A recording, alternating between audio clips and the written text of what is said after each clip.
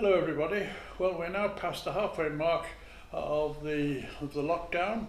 The second half always goes a little bit quicker than the second half of anything, I find, if you're on holiday and so on. But at the same time, I don't think we can look forward to a complete relaxation on December the 2nd, but let's hope that it's a little easier than it is at the moment.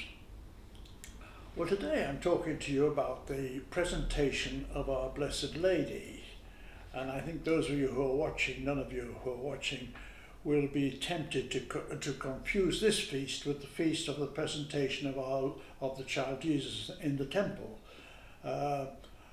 We're well aware, of course, of the Jewish law, which insisted that all the firstborn of every male should be sacrificed to God, except of course if it's a boy, a human being, if it's a boy, he is to be redeemed by a prescribed sacrifice. And it was that was Jesus, well, that's what Joseph and Mary were doing when they took Jesus to the temple and they were received there by Simeon and Anna.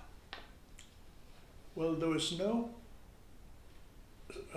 similar sort of prescription for girls, and we know that Mary's presentation by her parents, Joachim and Anne, well, that doesn't appear in the Bible, but it does appear in what is called the Gospel of James, something that was written a lot later and is never regarded as very reliable. But of course, that doesn't really matter. What's important is that in the early church, well, the time was actually about in the 500s sometime in Jerusalem, they wanted to honour Our Lady's dedication, the dedication that she had to her responsibilities. And celebrating this story of her presentation in the temple, which obviously they knew about, they'd heard about this story, well, that's an example, an excellent symbol to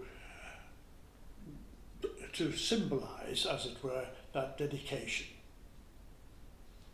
So this feast then was inaugurated in the Eastern Church sometime in the 500s, but very, very much later in the Western Church. Well, how does it affect us today?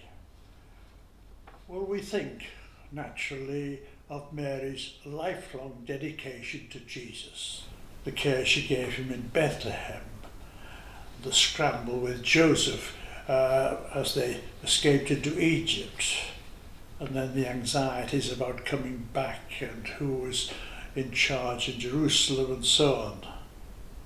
Her exasperation with him when he stayed behind in the temple when he was 12 years old, then accompanying him on his preaching mission, worrying about whether he was giving enough time to himself, particularly he wasn't even having time to sleep properly, to eat properly.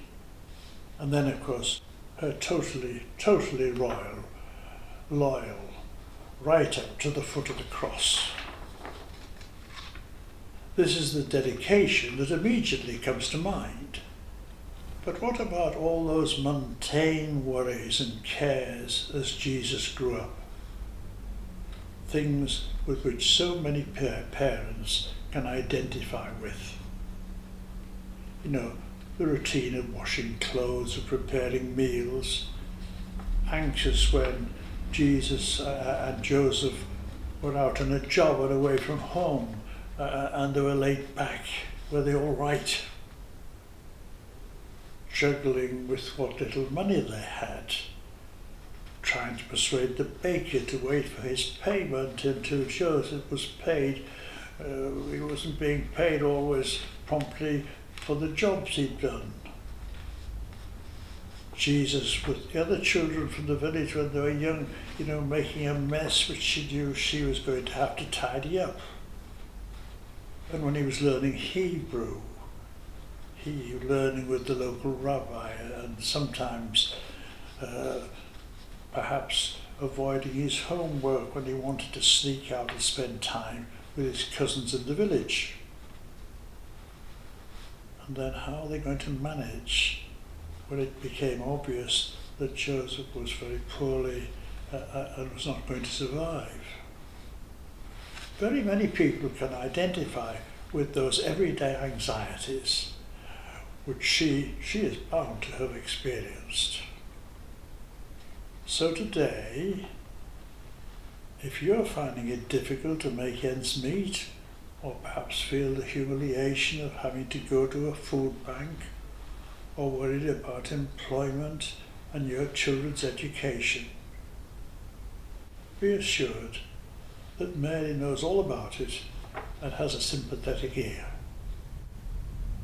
dedicated not only to her son, but to the whole of his family to which we all belong. And so Mary, help us to stay dedicated to your son and to all his vast family, our brothers and sisters. In the name of the Father, and of the Son, and of the Holy Spirit. Amen. Thank you all.